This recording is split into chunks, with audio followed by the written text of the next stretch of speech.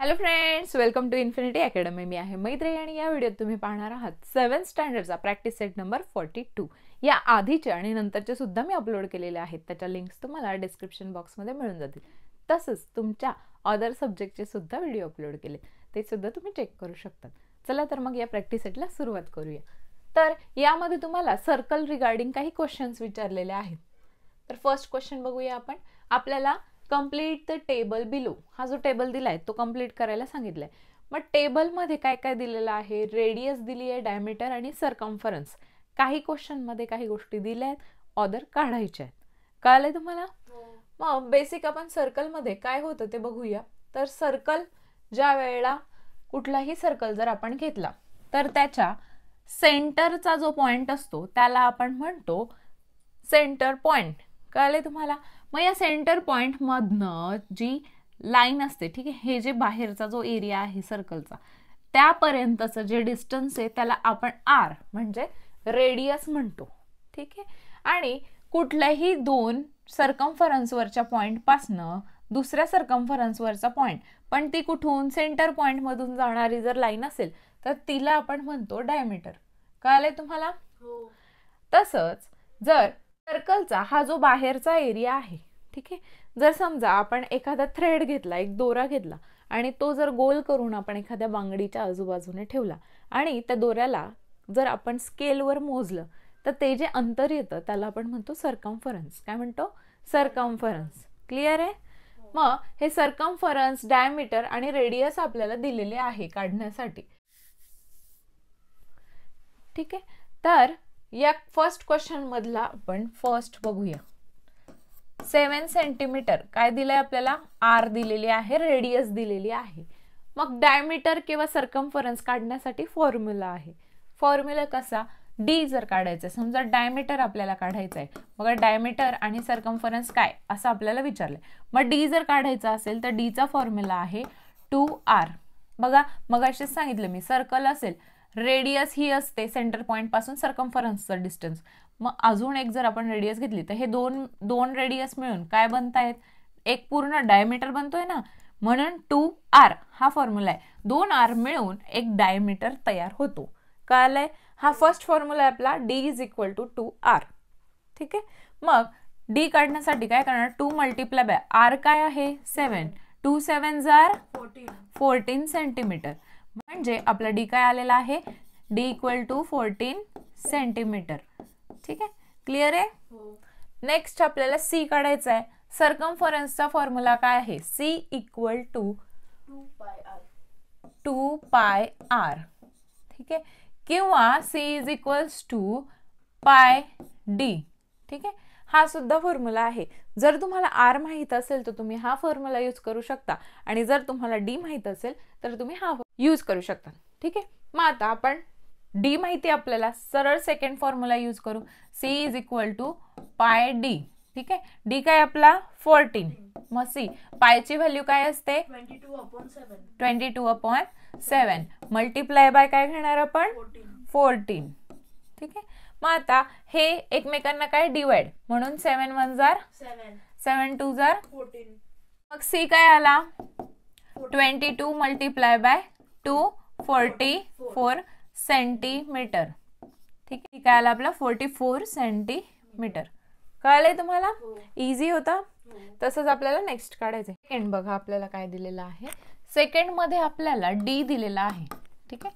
D is equal to 28 centimetre. R काय आहे आणि सी काय आहे हे आपल्याला विचारलंय. मग आरचा फॉर्म्युला काय आहे? डी डिवाइड बाय 2, किंवा तुम्ही याला असं लिहू शकता d/2. समजलंय तुम्हाला? कारण 2 आर मिळून एक डायमीटर तयार होऊ शकतो, म्हणजेच आर काय येईल? अर्धा डी डायमीटर. समजलंय? मग डी काय आहे? 28/2. 2 1 जार 2, 2 1 जार 2, 2 4 जार 8. Therefore r is equals to 14 centimetre. कळलंय? आता सी डी माहिती आहे आपल्याला.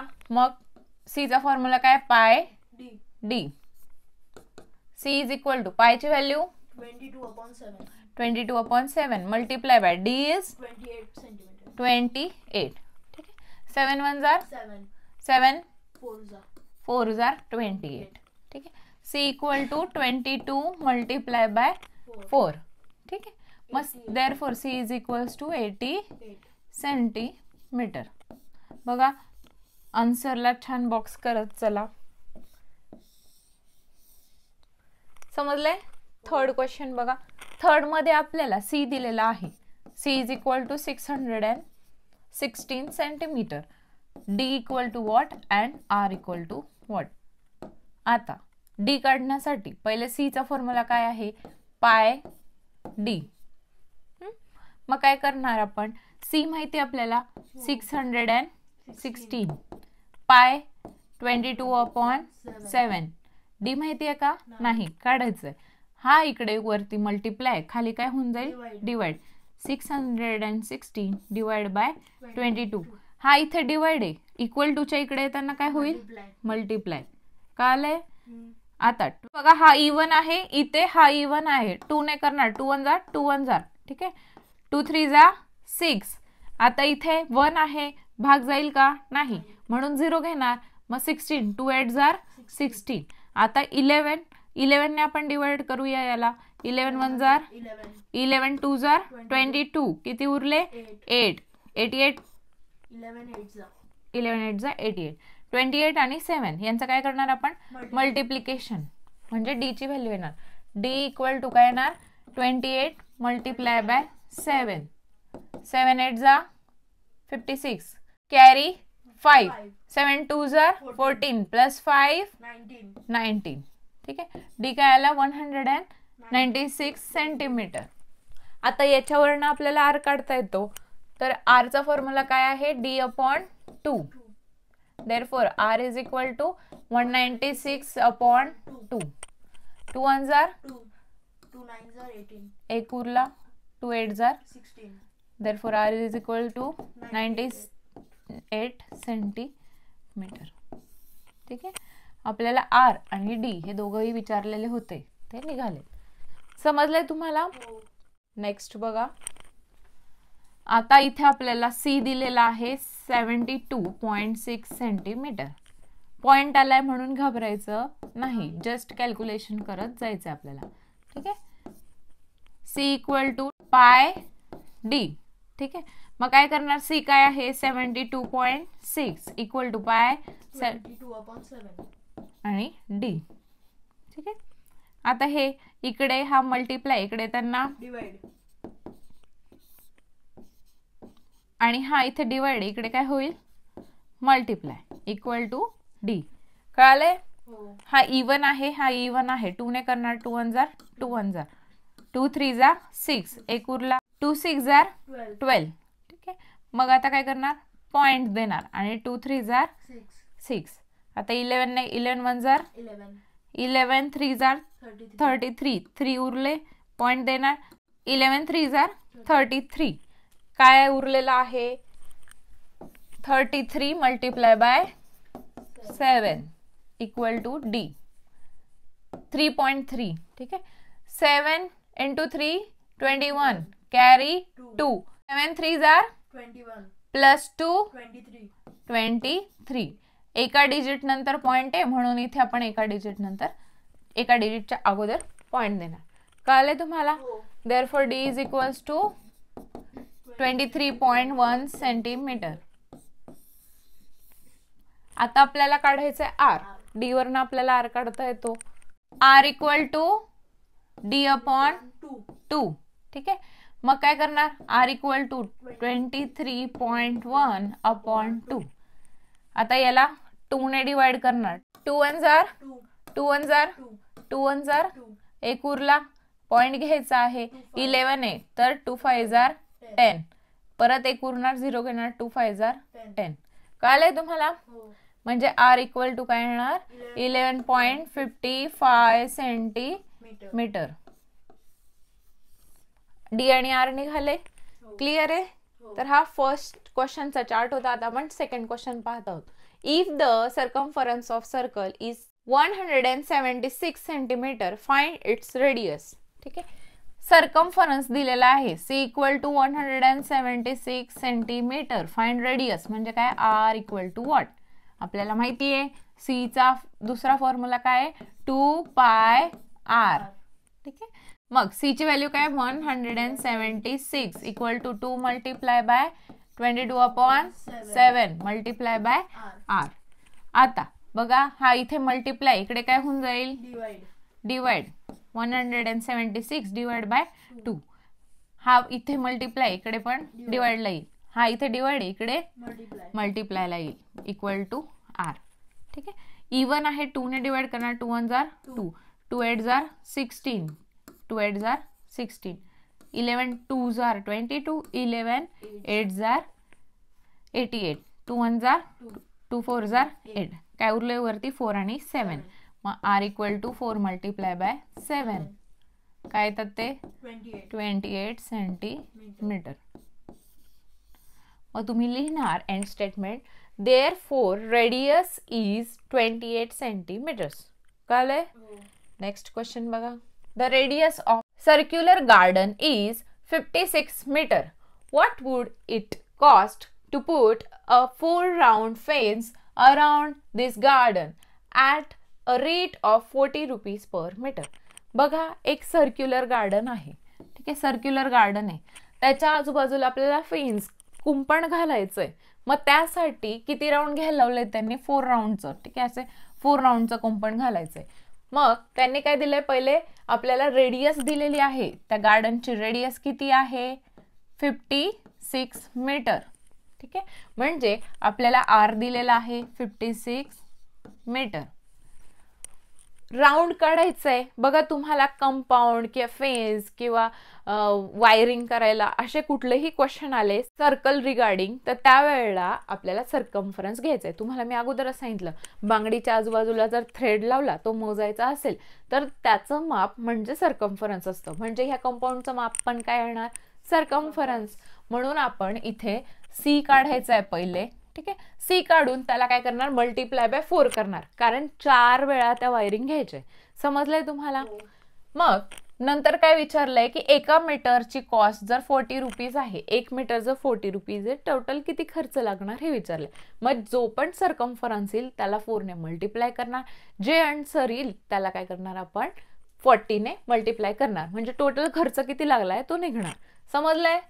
मग आता काय करणार आपण, C इज इक्वल टू 2 पाय R. ठीक आहे, आता इथे R माहिती होता म्हणून 2 पाय R घेणार. जर D दिला असता तर पाय D घेतला असता. कळलंय. मग 2 मल्टिप्लाय बाय 22/7 मल्टिप्लाय बाय 56. ठीक आहे, मग 7 1 जार 7, 8 जार 56.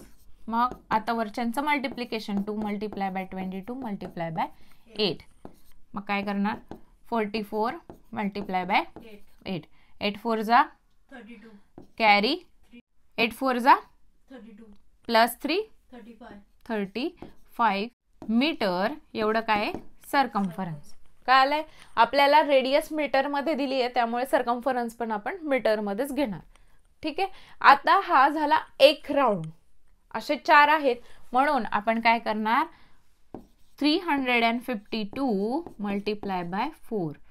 त्यातनं काय निघणार, टोटल फेन्स. ठीक आहे, काय येणार, 4 2 जा 8, 4 5 जा 20, 0 घेणार, कॅरी 2, 4 3 जार 12 प्लस 2 14 मीटर.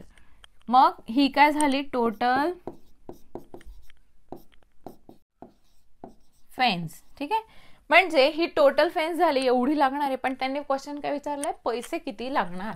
तर एका मीटरला जर 40 रुपये, तर टोटल किती मीटर आहे, 1408 मल्टिप्लाय बाय काय करणार 40. ठीक आहे, 0 ॲज इट इज घ्यायचा, 4 8 जा 32, कॅरी 3, 4 0 0 प्लस 3 3, 4 4 जा 16, कॅरी 1 4 1 जा 4 प्लस 1 5. ठीक आहे, बघा 56,320 रुपीजची वायर लागणार आहे. कळलंय तुम्हाला. मग आपण लिहिणार cost of fence is 56,320. Clear आहे. क्वेश्चन बघा आपल्याला काय दिलंय, the wheel of a bullet cart has a diameter of 1.4 meter, how many rotations will the wheel complete as the car travel 1.1 kilometer? बघा, एक बैलगाडीचं चाक आहे, ठीक आहे. तर त्या चाकाचा आपल्याला डायमीटर दिलेला आहे. डायमीटर किती दिलाय? 1.4 मीटर दिलाय. आणि हे चाक 1.1 किलोमीटर ट्रॅव्हल करतंय हे आपल्याला दिलंय. मग विचारलेलं काय आपल्याला की किती रोटेशन, किती वेळा ते चाक फिरलं हे विचारलंय. मग रोटेशन म्हटल्यानंतर आउटर बॉर्डर म्हणजे काय? तो सरकम्फरन्स. मग आपण सगळ्यात पहिले सरकम्फरन्स काढूया. सरकम्फरन्सचा फॉर्म्युला काय आहे? पाय डी. ठीक आहे. डी काय आहे आपला? 1.4 मीटर. पायची व्हॅल्यू 22/7 मल्टिप्लाय बाय डी किती? 1.4. ठीक आहे. मग आपला सरकम्फरन्स काय येणार? 7 1 जार 7 2 जार 14. 0.2 मल्टिप्लाय बाय 22 किती होता? 4.4 मीटर. कळालंय तुम्हाला? हा सरकम्फरन्स आला म्हणजे बाहेरचा एरिया. पण तो किती रोटेट झालेला आहे? 1.1 किलोमीटर. मग मला सांगा 1.1 हे किलोमीटर मध्ये दिलंय आणि आपण सरकम्फरन्स हा मीटर मध्ये काढलाय. मग आधी याला 1.1 किलोमीटरला कन्वर्ट करायचं आपल्याला मीटर मध्ये. मग मल्टिप्लाय बाय किती करणार? 1000. ठीक आहे. म्हणजे किती येणार ते? 1100 मीटर. कळालंय तुम्हाला? क्लिअर आहे? आता हे तर झालं तेवढे मीटर चाक जातंय, पण आपल्याला रोटेशन विचारले. एक रोटेशन मध्ये किती होतंय? 4.4 मीटर. मग आपण काय करणार? नंबर ऑफ रोटेशन कसं काढणार? नंबर ऑफ रोटेशन्स कसे काढणार? पहिले वरती काय करणार? 1100 एवढं ट्रॅव्हलिंग केलंय, डिस्टन्स ट्रॅव्हल अपॉन काय करणार आपण की किती सरकम्फरन्स आहे. सरकम्फरन्स किती आहे? 4.4 मीटर. दोन्हीही मीटर मध्ये. मग हा पॉइंट काढून आपण वरती एक 0 देणार. ठीक आहे. खालचा पॉइंट काढला, वरती एक 0 वाढवणार. इकडे काय येणार? 44. ठीक आहे. 11 1 जार 11 4 जार 44 आणि हे 3 zeros as it is. आता 4 ने आपल्याला याला डिवाइड करायचंय. 4 1 जार 4 2 जार 8. किती बाकी राहतील? 2. मग काय येणार? 20. 4 5 जार 20 आणि हा 0 as it is. मग लिहिणार therefore number of rotations are 250.